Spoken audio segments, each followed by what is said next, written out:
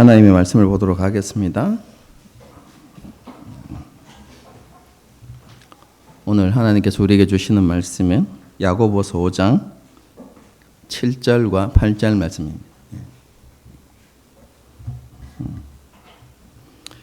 야고보서 5장 7절 8절 말씀입니다.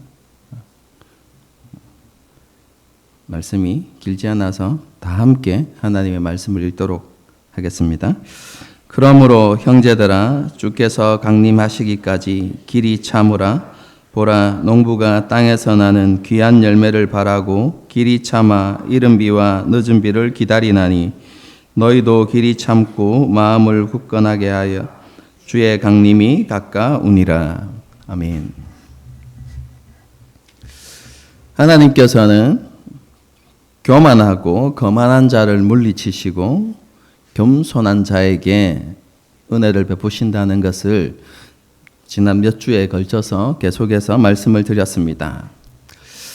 세상보다 하나님을 더 사랑하고 경외함으로 하나님만을 섬기는 자, 하나님을 향한 마음이 나누어지지 않는 자, 또 하나님의 말씀 앞에 온유함으로 반응하는 그런 겸손한 자에게 하나님께서 은혜와 선물을 베푸시고 그것을 누리는 특권을 주신다라고 그렇게 말씀을 드렸습니다.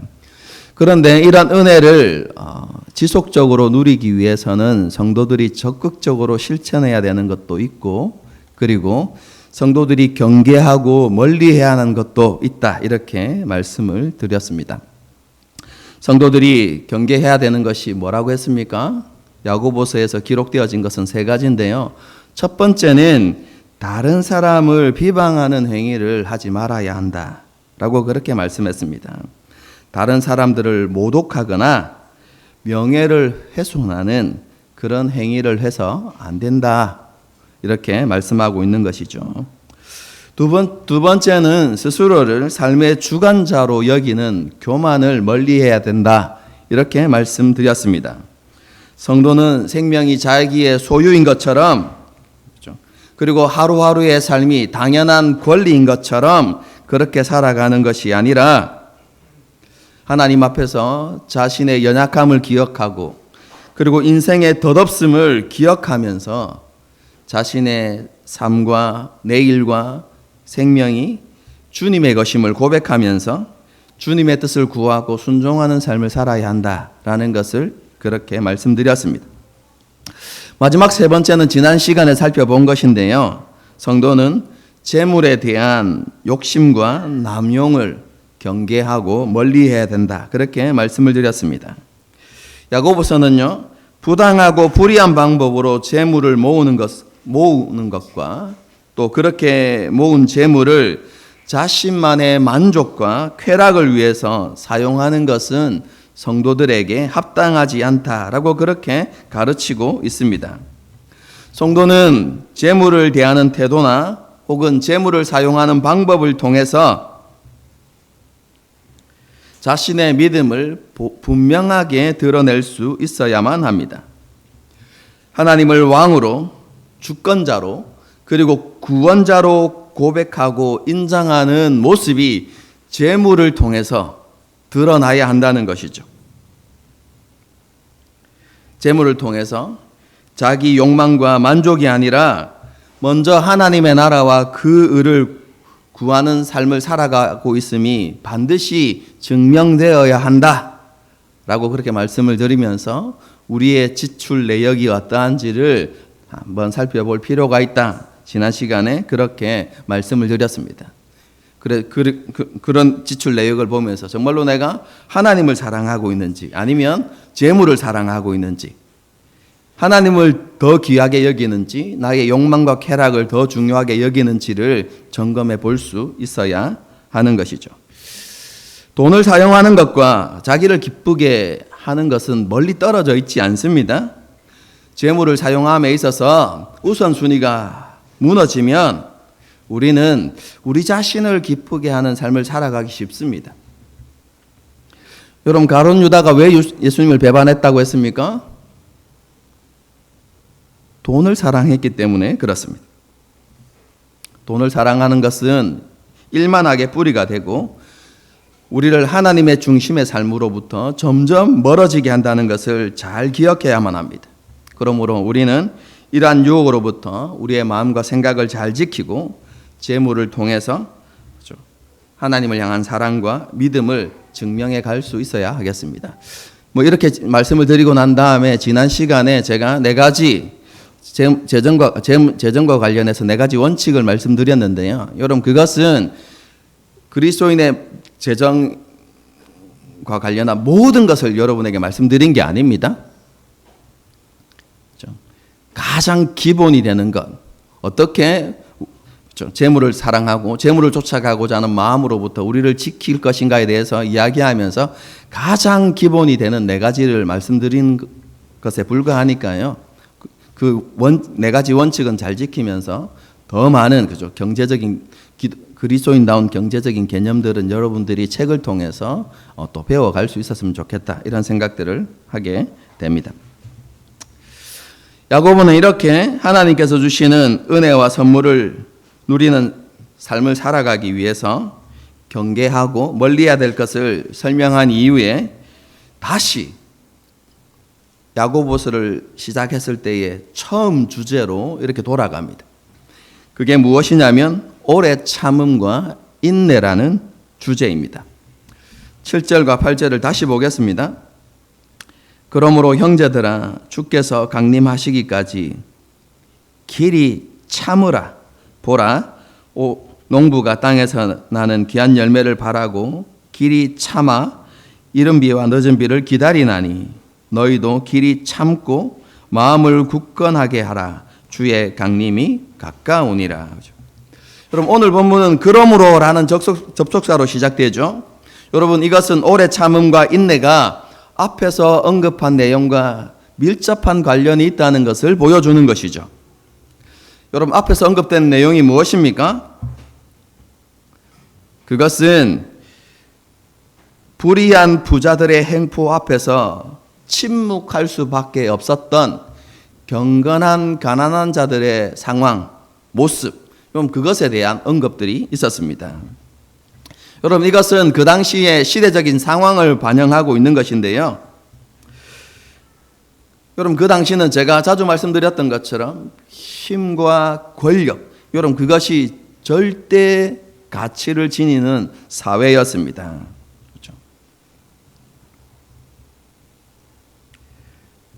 그리고 그런 사회에서 그렇죠? 사회적 경제적 약자들은 많은 억압과 핍박을 받으면서 살았습니다. 여러분 그런 사람들은 하루 벌어서 하루 먹고 사는 사람들이었기 때문에요. 생활비를 벌기 위해서 열심히 수고하고 땀을 흘리는 그런 삶을 살았습니다. 열심히 노동했던 것이죠. 여러분 그런데 많은 경우에 있어서 싹을 받지 못하거나 일에 정당한 일한 만큼의 정당한 싹을 이렇게 받지 못하는 그런 경우들이 많이 있었습니다. 여러분 그런데 사회적 경제적인 약자들은 그런 부당함이 있어도 힘을 가진 사람들, 부를 가진 사람들을 대항하지 못했습니다. 그들에게 할 수 있는 일들이 없었습니다. 여러분. 자기 권리를 주장할 수 없었던 것이죠. 여러분 그런데 이것이 그냥 일반적인 사회에만 있었던 것이 아니라 그 당시 그리스도인에게 그러한 사회적 경제적 약자들이 많이 있었습니다. 교회에는 부자들도 있었지만 부자들보다는 약자들이 더 많았습니다. 그렇죠? 그리고 그러한 그리스도인들도 여전히 힘과 권력을 가진 사람들로부터 억압과 핍박을 받았고 착취를 당해왔던 것이죠. 여러분 그런데 그들이 할 수 있는 그런 그리스도인들이 할 수 있는 일이 무엇입니까? 법적인 조치를 강구하는 것이 아니라요. 하나님 앞에 탄식하고 하나님 앞에서 억울함을 호소하면서 하나님께 모든 것을 해결해 달라고 기도하는 방법밖에 없었던 것이죠. 야고보서는요 그런 성도들에게 이렇게 위로하는 것이죠. 주님을 생각해 보십시오. 주님도 여러분과 똑같은 핍박과 억압을 당하셨습니다. 부당한 고난과 핍박 앞에 있었지만 예수님은 침묵하셨습니다. 그리고 하나님만을 바라보셨습니다. 하나님께서 주신 사명에 온전히 순종하고 하나님의 뜻을 이루기 위해서 주님께서 그렇게 하셨습니다. 라고 이렇게 이야기합니다.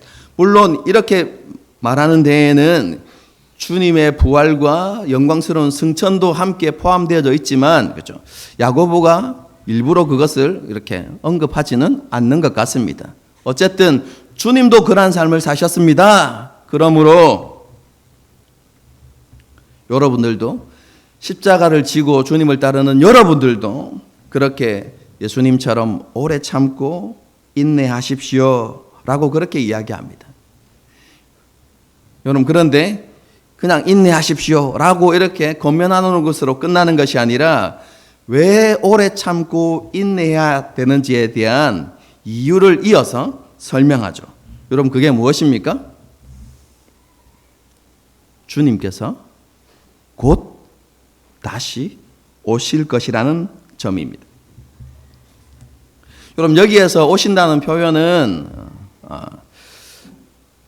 다른 성경 구절에서 하나님의 오심과 관련되어서 사용되어지는 단어인데요. 그냥 단순히 하나님의 찾아오심이 아니라 심판주로 오시는 하나님을 묘사할 때 사용되는 단어입니다. 그래서 예수님께서 오신다라고 이렇게 이야기할 때 그냥 예수님께서 오시는 것에 대해서 이야기하는 것이 아니라 마지막 날에 심판자로서, 심판주로서 오시는 예수님에 대해서 이야기하는 것입니다. 야고보서가 뭘 이야기합니까? 여러분이 지금 고난과 핍박 가운데 있고 억울함 가운데 있지만 조금만 참고 기다리십시오. 그러면 심판주 되신 예수님께서 곧 오실 것입니다. 이렇게 이야기하고 있는 것이죠. 여러분, 심판주 되신 예수님께서 오셔서 하시는 일이 무엇입니까? 여러분, 성경에 야고보서에 기록되어 있지 않다 이렇게 생각할 수 있지만, 우리는 그렇게 생각할 수 있지만 야고보서를 수신하는 수신자들, 여러분 이렇게 받는 수신자들은 그렇죠? 그렇지 않습니다. 예수님께서 심판주가 오신다라고 하면 그들이 떠올리는 단어가 있습니다. 그게 뭐겠습니까? 여호와의 날입니다.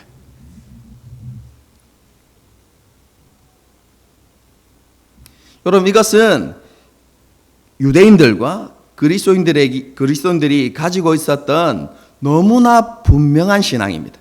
그 여호와의 날이 무엇입니까? 그 여호와의 날은 심판의 날입니다.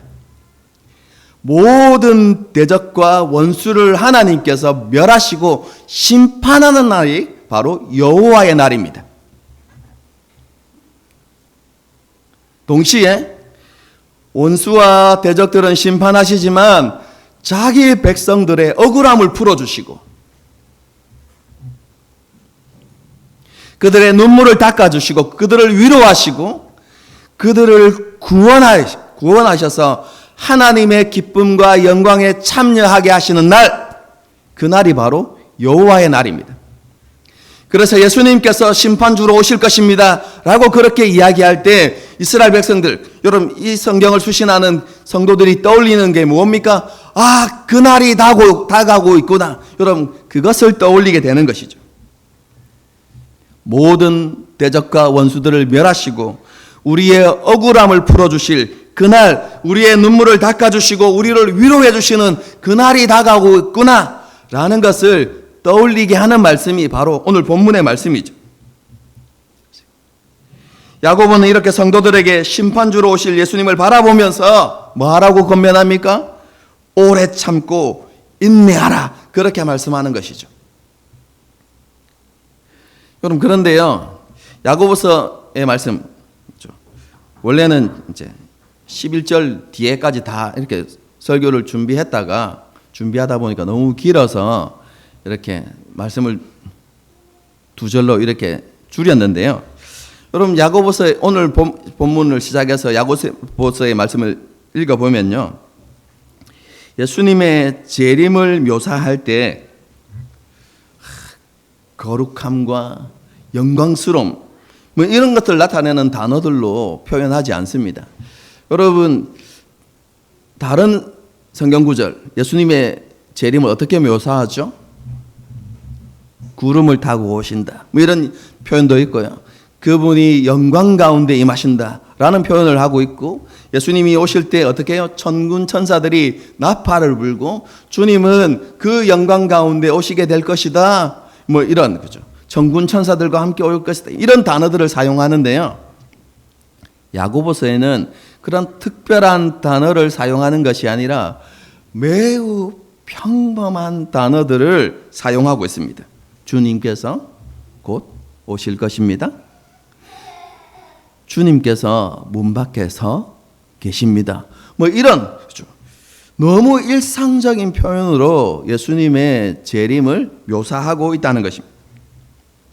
여러분 이것이 보여주는 바가 있습니다. 그게 무엇이냐면 그 당시 성도들에게 재림은 예외적이거나 특별한 사건이 아니라 너무나 당연하고 익숙한 기독교의 핵심 진리였다는 사실입니다. 그 당시 성도들은 예수님의 재림에 대한 분명한 지식을 가지고 있었습니다. 그리고 믿음과 기대와 소망을 가지고 있었죠. 물론 예수님의 재림의 날짜는 알 수 없지만 그날이 도적같이 임할 것이라는 사실을 알고 있었습니다. 그리고 그날에 모든 사람들은 영광 중에 임하시는 주님을 보게 될 것이고 하나님의 백성들은 공중에서 그 주님을 영접하게 될 것입니다. 그날에 하나님께서는 자기 백성들을 구별하시고 그들은 거룩하고 흠없이 변화되어서 예수님의 형상을 입게 될 것입니다. 마침내 대적들과 원수들은 멸망을 당하고 성도들은 하나님과 예수 그리스도 안에서 온전한 삶을 살아가게 될 것이라는 것을 여러분 분명히 알고 있었습니다. 단순히 머리로만 이해하는 것이 아니라 그것을 믿고 확신하고 있었습니다. 오늘날 성도들과 정말로 비교되죠. 여러분 오늘날 그리스도인들에게요 종말과 예수님의 재림은 부록과 같습니다. 부록.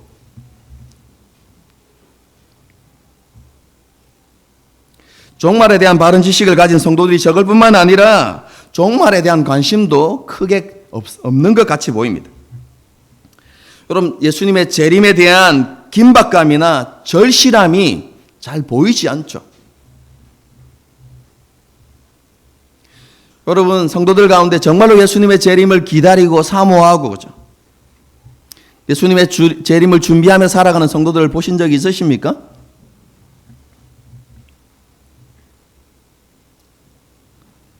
일단 우리 교회를 제외하고요. 교인들이 모이는 자리에 그들이 무엇을 이야기하며 살아가는지 여러분 혹시 들어보셨습니까? 저는 잘 모르겠는데요. 그냥 들리는 말에 의하면 교인들도 똑같이 좋은 직장, 조금 더 넓은 집, 조금 더 편한 삶, 조금 더 여유 있는 삶, 이런 것들에 관심을 쏟고 그런 것들을 이야기하고 그렇게 살아가는 일들이 많은 것이죠. 다시 말씀드리지만 종말과 이 재림의 신앙이 우리의 믿음에 있어서 핵심이 되는 것이 아니라 우리와는 크게 상관없는 먼 미래에 이루어지는 부록과도 같은 신앙. 여러분 그렇게 여겨지는 경우가 너무나 많이 있는 것 같습니다. 여러분 하지만 그 당시 성도들은 그렇지 않았습니다. 여러분 그 당시 성도들에게 가장 중요한 신앙 가운데 하나는 종말과 예수님의 재림이었습니다. 성도들은 예수님의 재림을 지극히 당연한 사실로 받아들였고 재림에 대한 기대와 소망을 가지고 살았습니다. 야고보서는 그런 재림에 대한 기대와 소망을 농부를 이렇게 예로 들어서 그것을 성도들에게 가르치고 있죠. 비유하고 있습니다. 여러분, 농부가 어떤 삶을 살아갑니까? 그렇죠? 봄이 되면 씨앗을 뿌리죠. 그리고 무엇을 기다립니까? 적당한 비를 기다립니다. 하늘의 이슬과 적당한 비를 기다리죠. 그래서 이스라엘의 기후는 우리와 다르기 때문에 농사에 꼭 필요한 게 무엇이냐면 우리 가을에 해당하는 그 가을에 내리는 이른 비, 그리고 겨울이 지나서 봄에 이제 봄쯤 되었을 때, 그 다음 봄쯤이 되었을 때 임하는 늦은 비, 이 두 가지 비를 기다리거든요. 이 이른 비와 늦은 비가 적절한 시기에 적절하게 내려야 풍성한 결실을 맺을 수 있죠. 여러분, 그래서 이스라엘 유대인들은 이른 비와 늦은 비를 기다렸습니다. 그런데 그 기다림의 최종 목적지가 어디입니까? 귀한 열매이죠. 풍성한 열매. 여러분, 농부는 그 열매를 학수고대하는 것이죠. 그리고 그런 열매를 기대하면서 뭐 합니까? 오래 참고 수고하고 땀을 흘리는 것이죠. 야고보는요, 그리스도인이 바로 그런 농부와 같이 되어야 한다라는 것을 말씀하는 것이죠.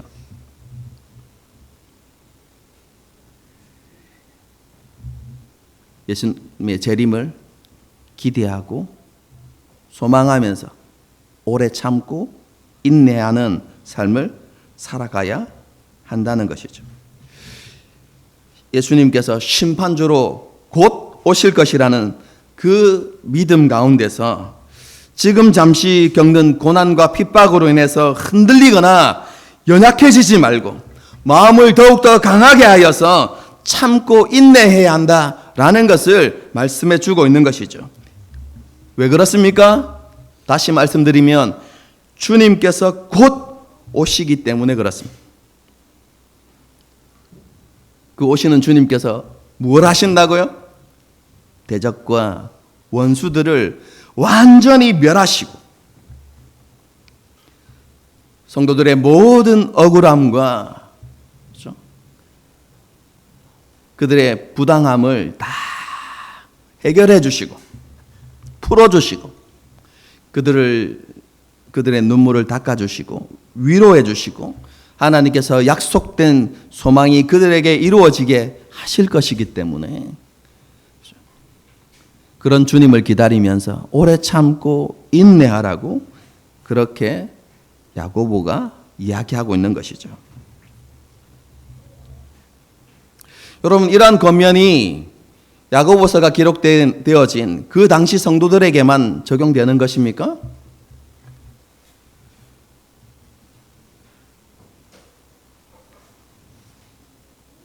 여러분, 그렇지 않습니다.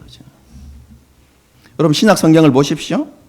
사도들과 신약의 저자들이 심지어는 구약의 저자들도 하나님의 오심을 강조하면서 오래 참고 인내할 것을 계속해서 강조합니다. 여러분, 그런데 그런 말씀을 들을 때마다 그렇죠? 성도들이 의문을 가지기 시작하죠. 예, 여러분. 시대가 점점점 이렇게 그죠 변하면서 그리고 많은 세월이 흘러가면서 성도들이 의문을 가지게 되는 것 같습니다. 그죠? 뭐 때문에요? 2000년 전에도 예수님은 곧 오신다고 했고, 그죠?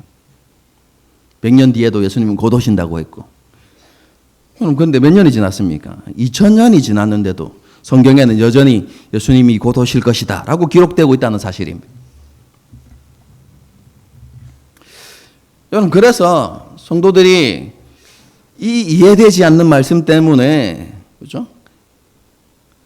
예수님의 재림에 대해서 의문을 품고 그리고 때로는 이제 시간이 지나도 이루어지지 않으니까 관심사에서 점점 이렇게 멀어지게 되는 것이죠.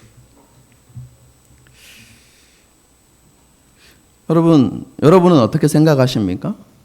예수님께서 곧 오신다고 했는데 이 말씀을 우리는 어떻게 받아들이고 있죠? 우리는 어떻게 이해하고 있습니까? 여러분, 이 말씀을 우리가 바르게 이해하기 위해서는 제일 먼저 한 가지 우리가 알아야 되는 것, 하나님의 시간표와 우리의 시간표가 다르다는 것입니다. 베드로가 이것에 대해서 이렇게 말씀합니다.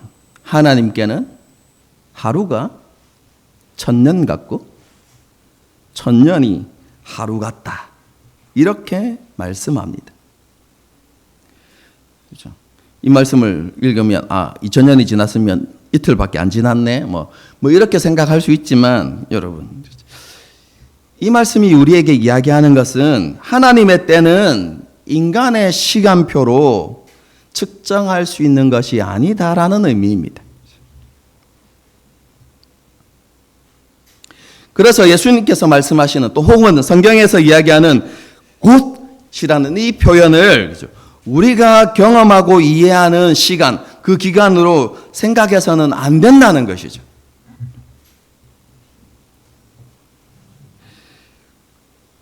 곧이라는, 그죠?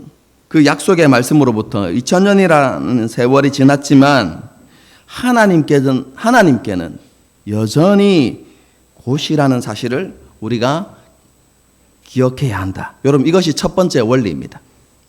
하나님의 시간표와 우리의 시간표는 다르다. 여러분, 그리고 두 번째로 우리가 알아야 되는 것은요, 신약의 저자들이 예수님의 재림을 말씀할 때 그 초점이 어디에 있는가를 우리가 알아야만 합니다. 우리가 재림에 대한 말씀을 들을 때마다 가장 먼저 떠올리는 한 단어가 있죠. 뭡니까?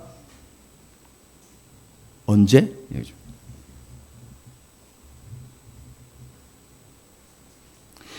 여러분, 그런데 이것은 우리가 너무나 재림에 대해서 잘못 알고 있는 증거.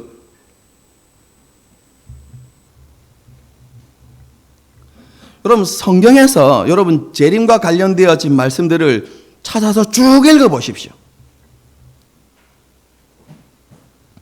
여러분, 성경에서 재림을 이야기할 때 여러분 언제에 대한 관심은 하나도 없습니다. 여러분.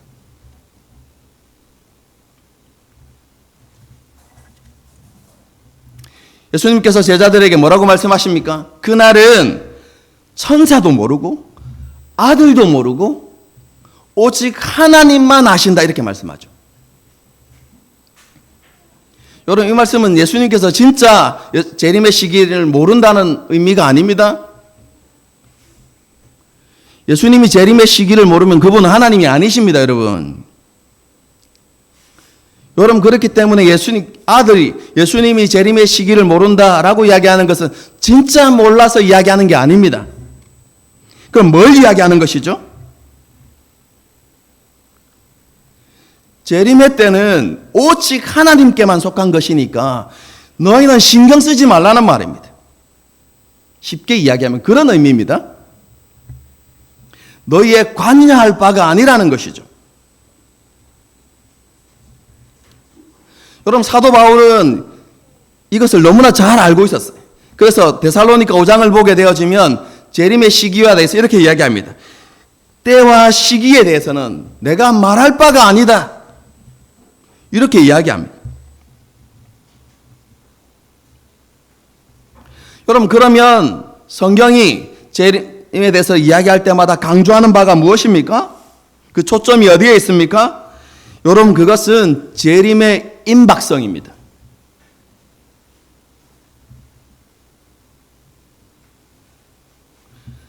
성경의 저자들은요, 재림의 때가 임박했다는 것을 강조함으로 영적 긴장함을 고조시키는 것입니다. 그래서 예수님의 재림에 관련해서 곧 오신다는 것과 곧 오신다는 표현과 함께 같이 자주 사용되는 표현이 있죠. 그게 뭡니까? 곧 오시긴 하는데 도적같이 임하실 것이다, 이렇게 말씀하죠.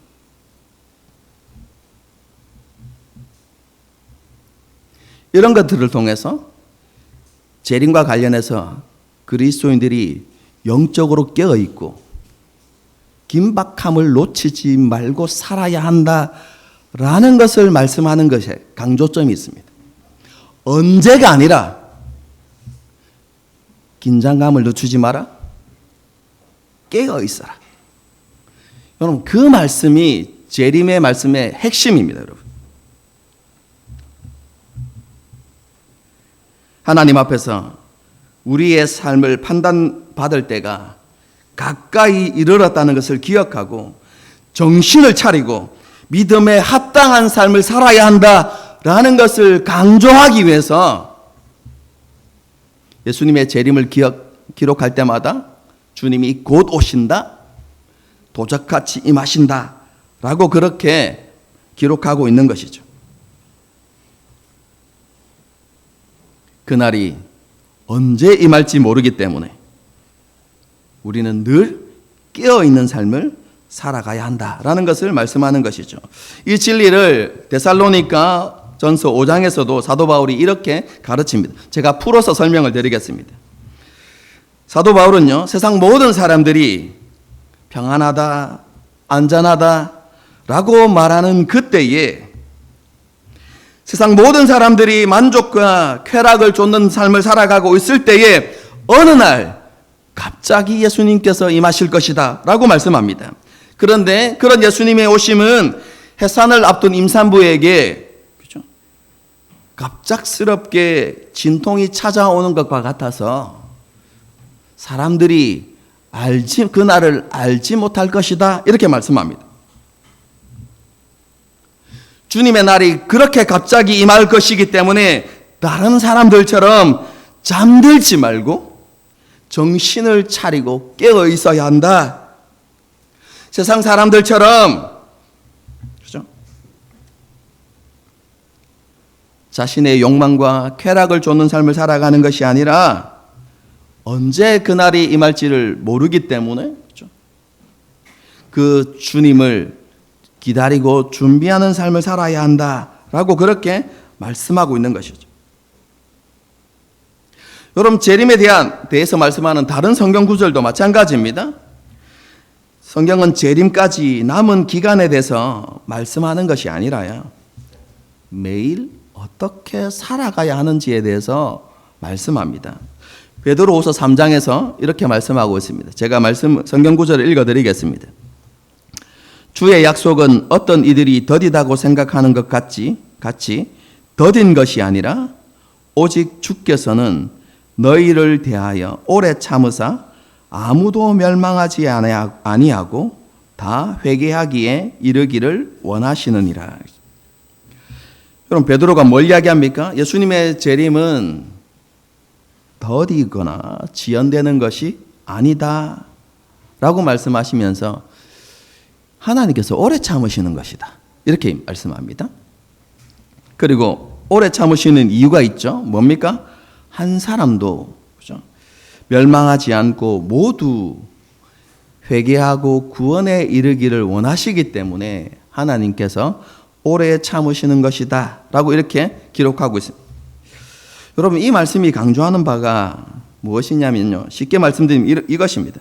너희는 재림의 때에 대해서 신경 쓰지 마라. 언제 그날이 올 것인가에 대해서 너희는 신경 쓰지 마라. 그것은 너희에게 속한 것이 아니다. 너희가 재림에 대해서 생각할 때마다 너희가 관심을 가져야 하는 것이 있는데 그것은 재림의 때까지 하나님께서 이루시고자 하는 바가 무엇인지를 너희는 생각하고 그것에 너희의 모든 관심과 열정을 쏟아야 한다. 여러분, 이것을 말씀하는 것이 베드로후서 3장입니다. 여러분, 그런데 그 하나님의 관심이 무엇입니까? 영혼 구원이라는 것이죠.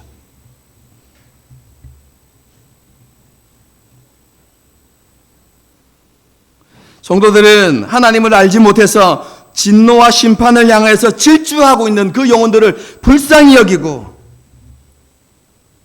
그들의 구원을 위해서 하나님 보시기에 합당한 삶을 살아야 한다라는 것을 강조하는 것이 베드로후서 3장입니다. 그러면서 이어지는 말씀을 보면요. 너희가 하나님 앞에 어떤 사람이 되어야 하는가? 그렇게 질문을 던지면서 너희가 세상 가운데서 흠없고 거룩하고 경건한 사람이 되어야 한다. 라고 그렇게 말씀합니다. 죄를 멀리하고 구별된 삶을 살아가야 한다는 것이죠.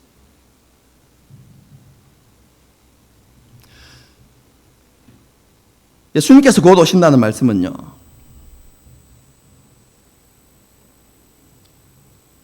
주님께서 오실 때가 이제 가까이 이르렀으니까 그 시기가 언제인지 생각하고 그 날짜를 찾아라라는 말씀이 아닙니다, 여러분. 성경은 재림의 때에 대해서 말씀하신 적이 한 번도 없습니다, 여러분. 그 날과 그 시에 대해서 말씀하신 적이 없습니다. 여러분, 그것은 성도들이 관심을 가져야 할 바가 아닙니다. 그것은 오직 하나님께 속한 것입니다.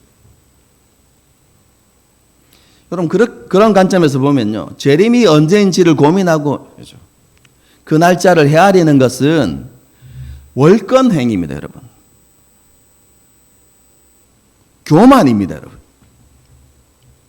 여러분, 재림에 대해서 말씀하실 때 하나님께서는 그것에 대해서 말씀하시는 것이 아니라 뭘 말씀하시는 거라고요? 임박함, 긴박성을 이야기하는 것입니다. 성도들은 긴장감을 주지 말고 영적으로 깨어 있어야 한다라는 것을 강조하는 것입니다. 오늘 야고보서도 마찬가지입니다. 그렇죠? 예수님의 재림을 아주 특별하게 말한 것이 아니라 지극히 평범한 단어들로 묘사하고 있지만 그것을 통해서 성도들에게 주는 교훈이 무엇입니까? 여러분은 지금 고난과 핍박 가운데 있습니다. 여러분에게는 많은 억울함이 있다는 것도 압니다. 여러분이 받는 그 고난과 핍박이 부당하는 것도 너무나 잘 알고 있습니다. 하지만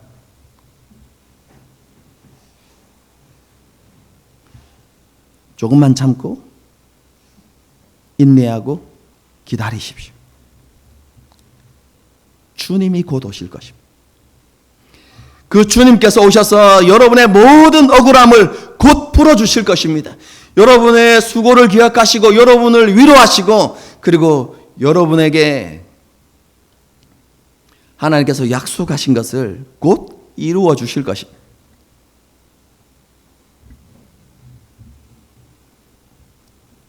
그러므로 조금만 더 참고 인내하십시오.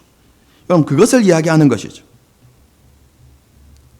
그뿐만 아니라 오늘 본문에는 없지만 뒤로 이렇게 넘어가면 조금 뒤에 말씀을 살펴보면 재림주로 오시는 그 주님이 원수들과 대적자들에게는 심판주가 되시지만 자기 백성에게는 자비로우시고 은혜로우시고 긍휼이 많으신 분이라는 사실들을 강조합니다.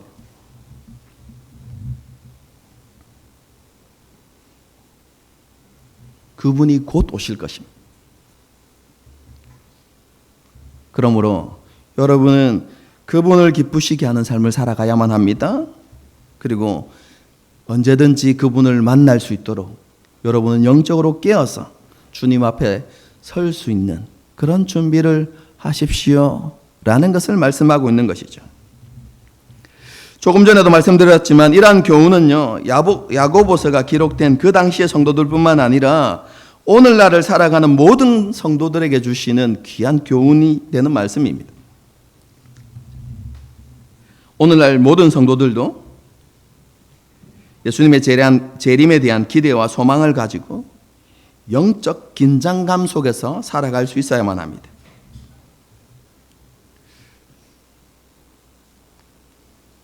그런데 오늘날 성도들의 모습이 어떻습니까?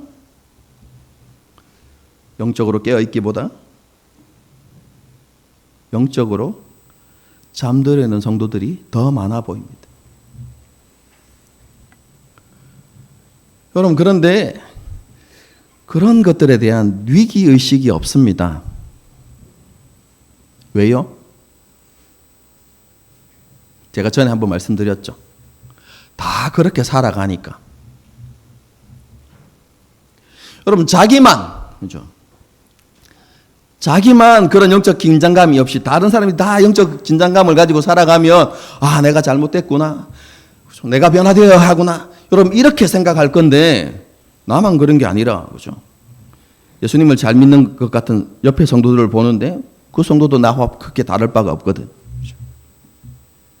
다 그렇게 살아가거든. 여러분, 그래서 뭐가 없습니까? 영적인 긴장감이 없는 것이죠.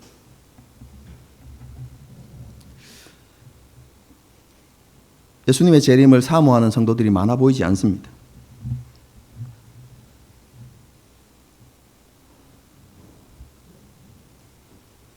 여러분, 왜 이런 현상들이 일어날까요?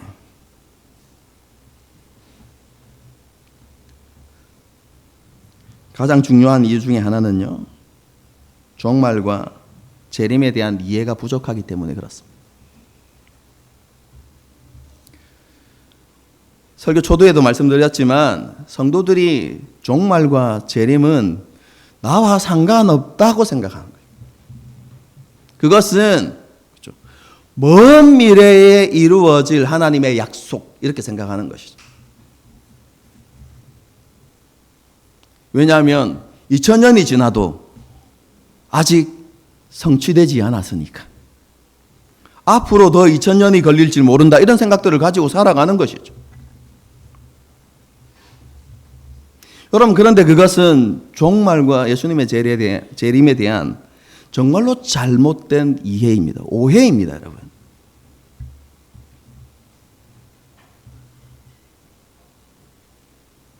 성경은 종말이 언제인지에 대해서 관심을 가져야 한다라고 말씀하지 않습니다. 여러분, 그것은 우리에게 속한 것이 아닙니다.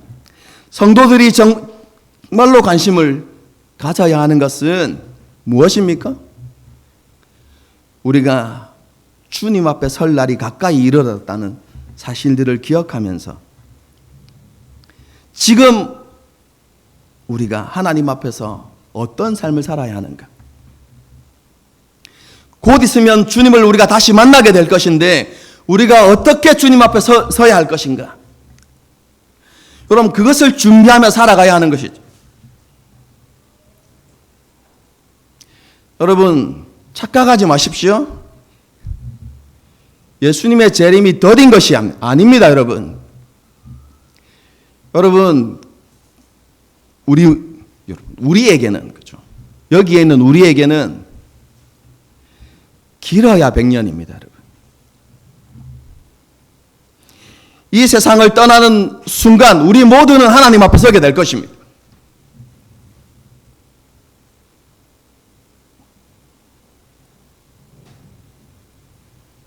여러분, 실제로 이루어질 영광 가운데 임하실 그 예수님의 재림이 아니라 뭘 기억해야 됩니까? 우리가 이 세상을 떠나는 그날에 우리가 반드시 하나님 앞에 서게 될 것이라는 사실입니다.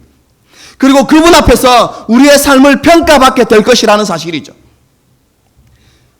그분 앞에 우리의 삶을 직고해야 됩니다.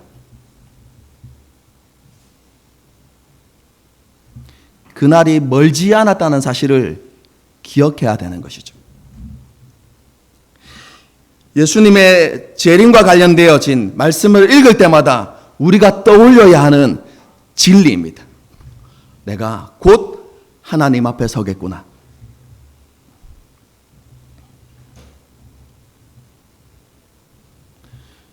우리는 예수님의 재림에 대한 이러한 사실을 마음에 새기고 살아가야만, 그래야만 우리가 영적 긴장감을 놓치지 않을 수 있습니다.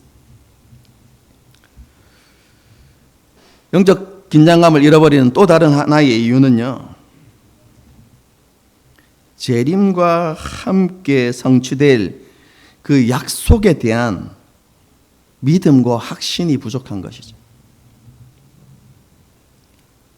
재림 때 이루어질 그 부활의 영광이 어떠한지 우리는 잘 알지 못하는 것이죠. 여러분, 그 부활의 영광을 너무나 잘 알았던 사도 바울이 무엇을 이야기합니까? 그날의 영광은 잠시 받는 이 땅의 고난과 어떻게 해요? 비교되지 않습니다.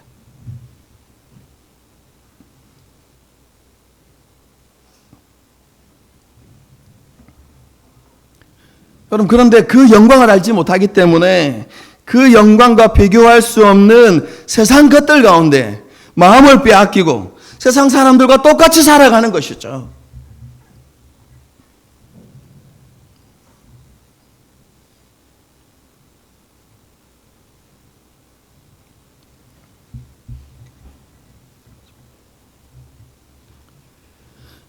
성도 여러분, 언제가 아니라 어떻게에 초점을 맞추는 신앙이 되어야만 합니다. 어떻게 오늘 하루를 살아야 할까? 어떻게 하나님을 기쁘시게 할까? 어떻게 다시 오실 주님 앞에 합당하게 설 수 있을까? 그럼 이것을 고민하고 예수님의 재림, 다르게 표현하면 주님 앞에 설 날을 준비하는 삶을 살아가야 하는 것이죠.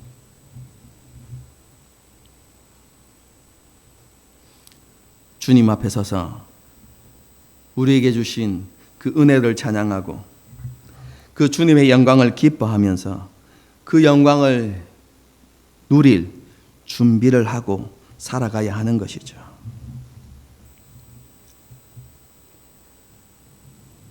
재림이 멀다고 생각하지 마십시오. 그것은 나와 상관없다고 생각해서도 안 됩니다. 우리는 이 세상을 떠나는 그날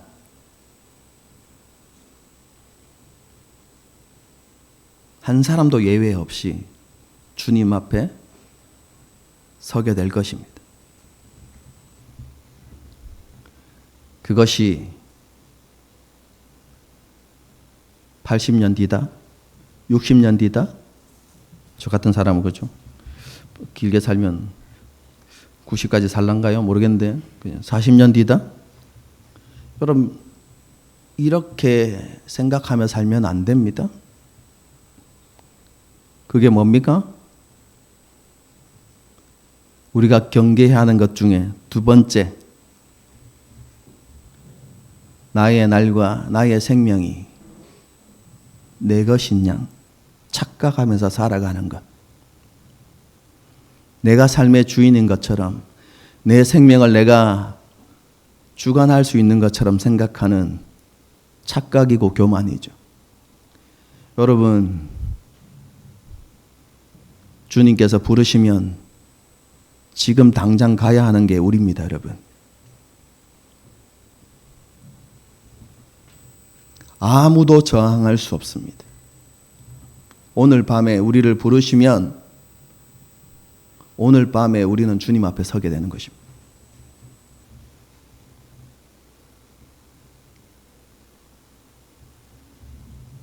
그리고 우리의 삶을 그분 앞에서 평가받게 되겠죠.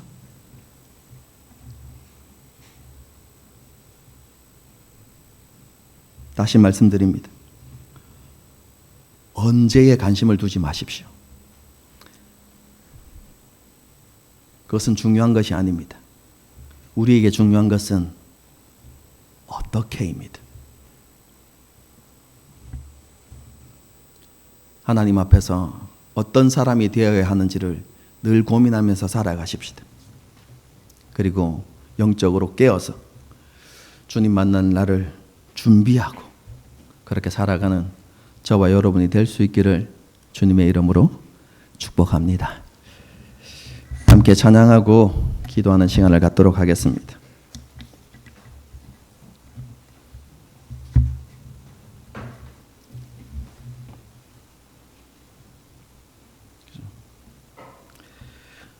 주님 다시 오실 때까지 라는 찬양인데요.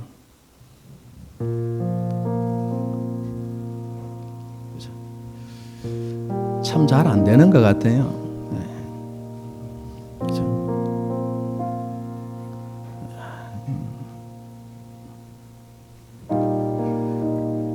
그렇게 살아야 한다고 외치고 오늘도 외치고 그죠? 그래서 외치는 저의 모습을 여러분이 보면 목사님 그렇게 살아가는갑다 이렇게 착각할 수도 있지만 그죠? 목사님 그게 쉽게 되는갑다 이렇게 착각할 수 있지만 여러분 그렇지 않습니다. 쉽지 않은 것 같아요. 왜냐하면 하나님은 우리에게 잘 보이지 않지만 그죠? 보암직하고 먹음직하고 지혜롭게 할 만큼 탐스러운 것들, 여러분 그런 세상 것들은 우리 눈에 너무 잘 보이기 때문이죠.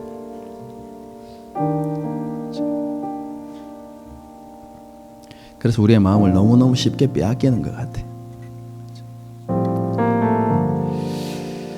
이러한 우리의 모습, 연약함을 좀 기억하면서 하나님, 알지만 넘어집니다. 알고 있지만 또 유혹받습니다. 알고 있지만 또 시험에 듭니다. 하나님, 이런 우리를 불쌍히 여겨주십시오. 그리고 우리가 그렇게 넘어지지 않도록, 그렇게 시험에 들지 않도록 우리를 지켜주시고, 그것을 위해서 하나님, 그 주님께서 다시 오시는 그것을 기대하고 소망하는 마음, 그리고 주님의 다시 오심과 함께 우리에게 이루어질 그 영광스러움이 어떠한지를 깨닫는 은혜를 우리 가운데 주십시오. 그래서 그 영광으로 우리의 심령이 가득 채워져서 우리의 마음을 다른 곳에 빼앗기지 않고 그렇게 살아갈 수 있게 해주십시오. 그럼 우리가 함께 찬양을 통해서 고백하고 기도하는 시간을 갖도록 하겠습니다. 찬양하시겠습니다.